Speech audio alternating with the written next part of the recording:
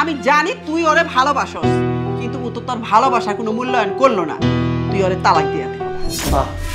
তালাক দিলে তো এই মুহূর্তে দিয়ে দেওয়া যায়, কিন্তু তুমি বুঝতে পারতেছো তালাকের পরে কি অবস্থাটা হবে? সমাজের মানুষ আমাদের মুখে থুতু দেবে।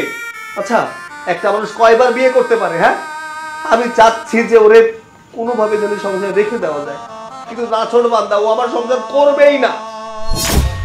আমার কি মনে হয় জানোস, তোর ঠাট্টায় বা হাত দিয়ে একটা চর মারি। এতবার কইতাছে ও তোর তালাক দে তালাক দে তালাক দে।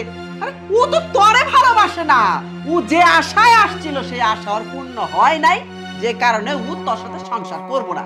এখন তুই ওরে ছাইরা দে, আমি তোরে ওর চেয়ে সুন্দরী মেয়ে দিয়ে ভালো ঘরে তোর আমি বিয়া করাবো। এখন একটু শান্ত হও, যা করে বিয়া নিলে তোমার কইরা দিব।